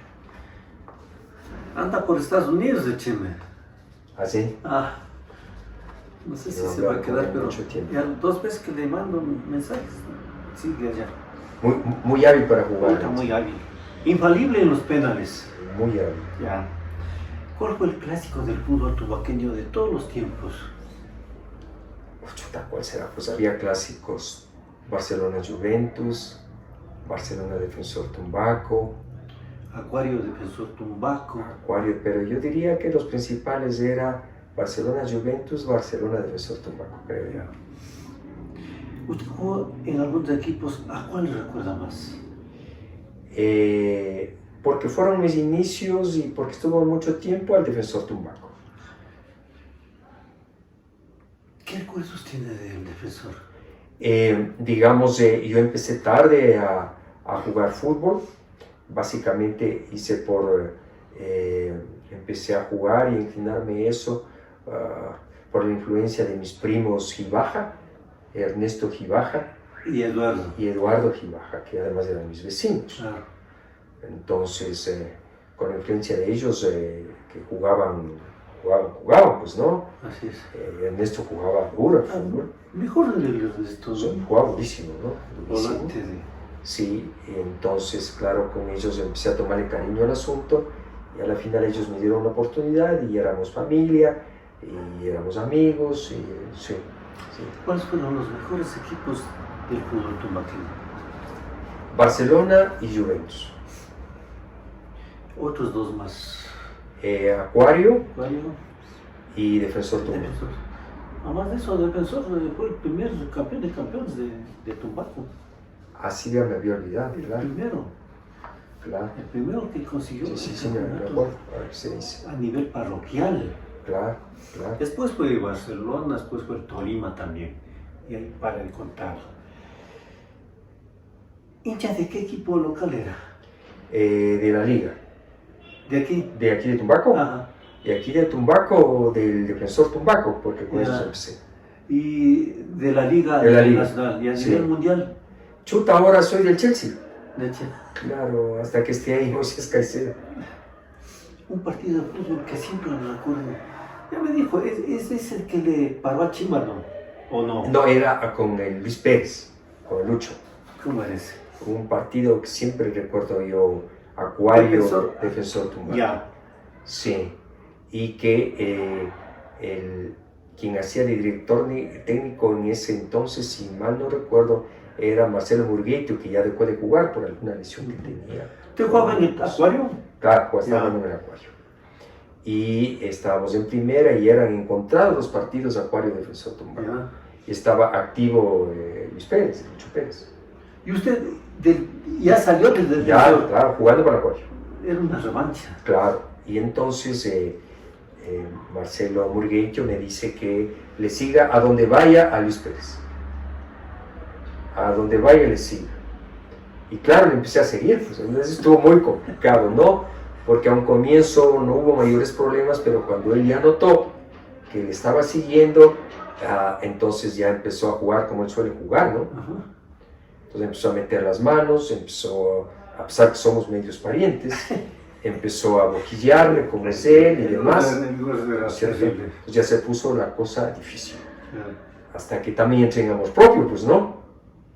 Entonces un momento dado hubo una jugada tal que estuvo a punto de fracturarme la pierna. ¿Ah, sí? Sí. No me di a él. A él no le importaba nada a la hora de jugar. Sí, un ganador. Claro. Fue un ganador. Siempre me acuerdo de ese partido. Un excelente deportista. Sí, pues, Tanto en voleibolista. Voli y en fútbol. Uno de los mejores jugadores que ha parido Tumbacos del Bordo. Y en voleibol también. Igual. Claro, claro. Jugó aquí en el Banco Central. El Banco Central fue campeón muchas veces de vóley. Aquí perdió bastante plata el Bordo porque era picado. Qué picado que era. Partido perdido, revancha. Si no había revancha, no jugaba. El mejor entrenador que tuvo, ¿quién fue? A ver, ¿a quién podré recordar yo de entrenador? No sé si como entrenador, pero sí como con gente que me ayudó mucho, que fue Alfredo Soria para el puesto de marcador, porque Alfredo conocía bien los puestos de la defensa, ¿no? ¿Cuál fue la mejor selección de fútbol que tuvo Tumbaco? La selección, no sé de qué época, pero ahí jugaba, me acuerdo, en sus mejores tiempos, el Alfonso Vega, el Pucho, Edison Llanes, el Peter Mencías, tapaba el Nelson Pérez. No me acuerdo, pero esa fue la mejor. Se fue campeón de campeones esa ¿Es lo de Don Miguelito? Creo que sí. Puede comprobar una selección ideal de Tumbaco. ¿Quién iría en el arco? En el arco, Nelson Vega. El Barcelona. Sí. Marcando. ¿Manuel? No, yo no. Hay mejores que yo vi jugando. El Guacho Chávez en un lado. ¿El Guacho jugaba en el derecho o en el izquierdo? En el derecho. En el derecho. Y en el izquierdo, ¿a quiénes vi ahí jugar? El Niatos. El Carlos Pérez. Sí. Él. De Barcentos les pondría a Alfredo Soria, no sé si puedan jugar juntos, Alfredo Soria y al Alfonso Vega. Nilo. Es que él juega adelante y atrás, ¿no? Yo no sé en cuál poner. También fue centro delantero, pero si es como Barcentos le pondría a Nilo. Claro, el mejor se destacó de Barcentos. Ya, volantes. Volantes le pondría a Luis Pérez, a a Hidalgo, Al Edgar. al Edgar, le pondría ¿cómo es? Al hermano del Patricio Velasco, ¿cómo es? Al Byron. Al Byron le pondría. Esa vez me dijo al Bolívar Narváez. A mi cuñado Bolívar Narváez, sí. ¿Sabe que le estoy haciendo una... Mi cuñado jugaba súper bien. Señor volante. Muy técnico. Yo de que estaba preparando... Él también jugó el profesionalismo en el Politécnico. Sí, de que estaba preparando el mejor 10 de Tumbaco, le puse a él. Pero no estaba la foto. Puta, no me dio nadie la foto. Nadie tiene la foto del... Y de que él estaba, ahí mismo estaba sentada doña Yolanda Guerra, hace La exmujer. 3 semanas. Le conversé esto. ¿Y por qué no se acordó de mí? Dice. Es que era mujer. Claro. No sé si tendrá deportivamente porque me indicó. Debe de entender por Debe qué ella entender. era mujer cuando él Claro. estaba activo en el fútbol. Así es. Sí. Y entonces sería el Edgar Hidalgo, el Luis Pérez Sí. y un 5, ¿quién? Un 5, claro. Bueno, no es de Tumbaco o de Maza, que jugó conmigo. ¿No se acuerda? Otro que no sea él, ¿cuál era un 5? También Vega, El José Vega. claro, La otra vez me dijo Eduardo Acosta, que también. también fue puede ser excelente. Eduardo Acosta, sí. Otro- El José otro- Vega también. Otro excelente fue Pedro Lastra. El Pedro también, con él sí jugué.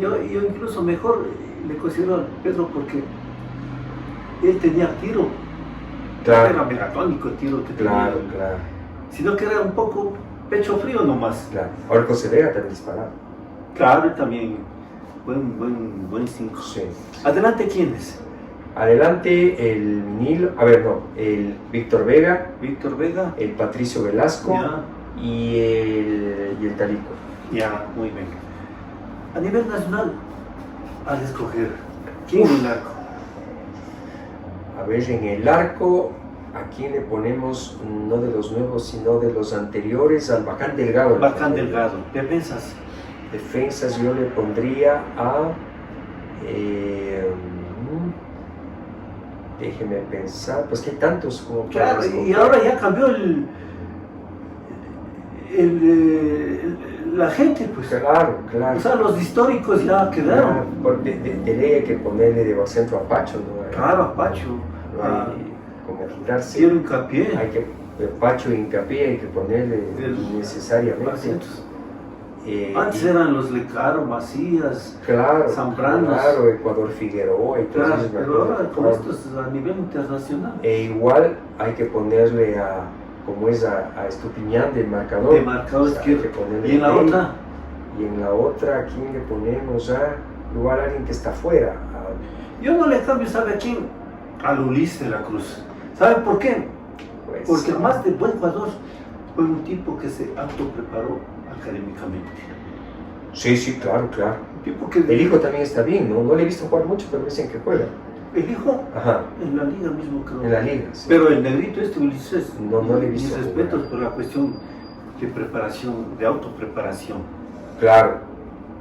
En el medio campo, igual ahora hay Claro, tremendos el Moy, por jugadores. ejemplo, es irreemplazable ahí. Claro. O sea, Polo ahí- Carrera, Jorge Polo Bolaños, Carrera no le quita, eso sí. Alex Aguinaga, Polo le pondría al Polo, al Alex Aguinaga, Antonio al Niño Valencia. Moy, al Antonio Valencia marcando. ¿Dónde le ponemos? puede ser marcando, ¿no? Porque él jugó en el Manchester marcando. Claro, básicamente. marcando. O sea, hay lo que quiere. Y adelante sin, no sé, los actuales no dan mucho los actuales. Antes había, por ejemplo, el Chapo Sí. Muñoz, el mismo Vinicio Ron. El Chorrón, yo no le vi jugar, pero entiendo que a los Spencer debería. No, a ese no le cambia nadie. De 9, Entiendo que es uno de los mejores centrodelanteros de América, no solo Y claro. del Ecuador. nadie le quita el récord que tiene de goles. Claro, claro. En las puntas, ¿quién? Al Fabián Paciminio, Paciminio, al Tito Larrea, que le vi jugar. Tito Larrea, Yo le vi jugar a Tito Larrea con Polo Carrera. claro. O sea, eran punteros, pero el que jugaba en Nacional, este Cuchillo Fernández, era un jugadorazo. Sí, ¿Se acuerdan? sí. El Cuchillo Fernández. ¿Usted le conoce al doctor... ¿cómo se llama? Ángel. Ángel se llamaba Ángel, el Cuchillo Fernández. ¿No? Ángel Fernández, claro. Y el doctor Fernández, que es... Ah, es otorrinolaringólogo. Otorrino. Era mi compañero en la facultad. Cierto es que él dice que tal vez fue hijo del Cuchillo Fernández. No creo, no se parecen. Yo le dije eso al doctor. No. Dice, es posible porque en ese tiempo mi papá, no sé qué, trabajaba en el ejército. Pues ahí la admite. ¿Así?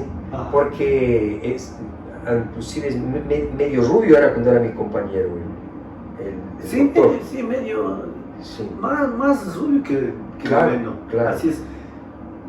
Pero yo le hice recuerdo porque él me trataba anteriormente. Él fue mi compañero en la facultad de medicina. Ujú. Ahí en la Quinta Pichincha tienen. Claro, compañeros míos de Pepe, fuimos compañeros.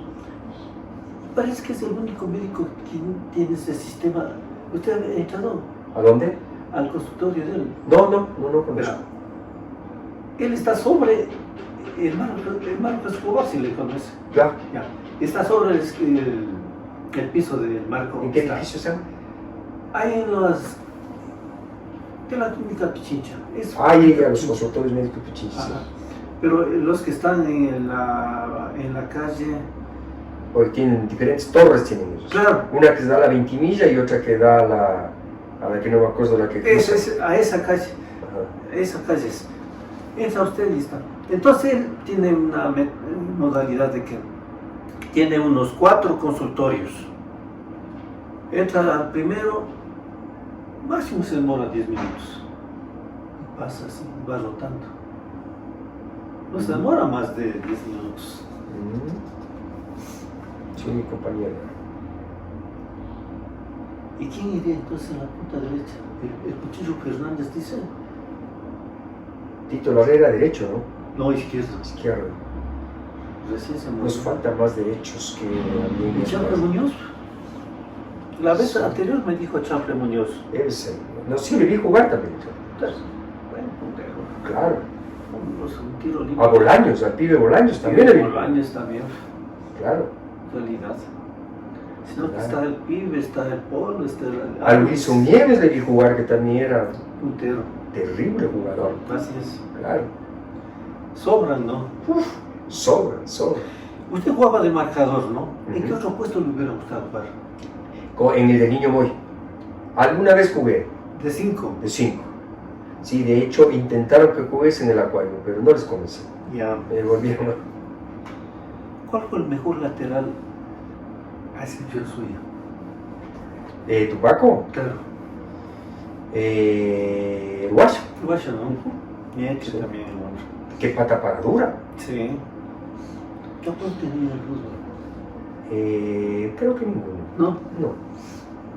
sí, ninguno está. ¿Qué le dio el fútbol? Muchos recuerdos, muchos amigos, Amigos, muchos alegrías, amigos. Hasta trago también. Sí. satisfacciones. ¿Ustedes celebraban también de que terminaban el partido? Con los del Acuario poco, no tomaban mucho. No, pero nosotros con los porque los que éramos de la esquina de los vagos también jugaban fútbol, la mayoría. Claro, Entonces, claro. en el estadio nos encontrábamos y ahí se fregaba todo. Así era. Los del Acuario no era mucho para tomar, salvo ¿cómo es? El Jaime Díaz. Ah, no, ese siempre estaba. Pero él también jugó. Claro, Él jugó, sí. sí. Y sí jugaba bien. Tengo una foto de él ahí. Sí. Él sí era buenísimo. Pero plantilla. Me ofreció una entrevista hasta ahora, le estoy esperando. Y él sabe bastantes cosas. Claro, pues, Ajá. claro. Él sabe bastantes Yo cosas. quería hacerla a él y a René incluso. Sí, él sabe bastantes cosas. El que también debe saber bastantes que jugó también en el juego conmigo es el Valencia, que era Baxentro. Que tenía el Bazar. Acá abajo, ¿cómo era el apodo que decíamos? El abuelito. Ajá. Pero él fue de Juventus. Pero también jugó en el Acuario. No, No, yo estoy seguro que sí jugó en el Acuario. no recuerdo, oiga. A mí me parece que sí. Sí, es eso. Y no así se mantiene, no ha cambiado en nada el hombre. Bueno, también, sí jugaba. Ya. Y una tristeza deportivamente, tal vez, No creo, ¿no? no creo. No creo que- ¿Le hacían reportajes antes? No, ¿Y por qué Sí. hacía este reportaje? no, es que es importante, como digo, lo que usted hace, ¿no? Su iniciativa y su entusiasmo creo que es importante.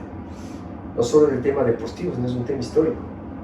Ya vamos por los 200. El otro día estaba viendo las fotos y tiene usted una foto que le voy a descargar para mandarle a mi tío, que tiene usted una foto de, porque me acuerdo cuando era niño, del club Spencer de San Blas, porque era de San Blas, ¿se acuerda? Y ¿Vio donde vi? sí, claro, fui en las fotos. Y en esa foto está mi tío Miguel Vega, en el Ya, grupo. sí. Está tío de mi mamá, el Iván Llanes. Sí, sí. Estaba en esa foto, me acordaba. Y me acordaba porque me llevaba al estadio el Iván Llanes y el Miguel Vega cuando jugaban en Spencer. Yo era niño, Ya. Si quiere le mando. Manarame. Ya. ¿Por qué no se imaginar?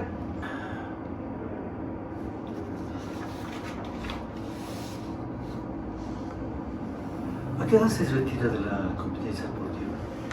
Yo creo que me retiro temprano, debe haber dejado de jugar 28 años más o menos. 28 años. Ajá. Estaba ahí. Y ya había empezado la medicatura rural. Ajá. Bueno, se dedica actualmente a la medicina y todo eso. Así es. Lo único que al último digo, gracias a usted Manuel por esos ardientes domingos de fiesta deportiva con sus equipos de Beso, Tumbaco y Acuario, que con sus jugadas cautivaba la inmensa visión de estos tradicionales equipos del centro de la población, dejando en estos clubes un sello de hombría, ñeque, temperamento y, por qué no, de calidad, aportando con un granito de arena para los éxitos de estos clubes y para el deporte tumbaqueño en general. Sus actividades profesionales nos privaron de tenerlo vistiendo los colores de la selección de nuestra parroquia. Y se acaba. Muy bien. Muchísimas gracias.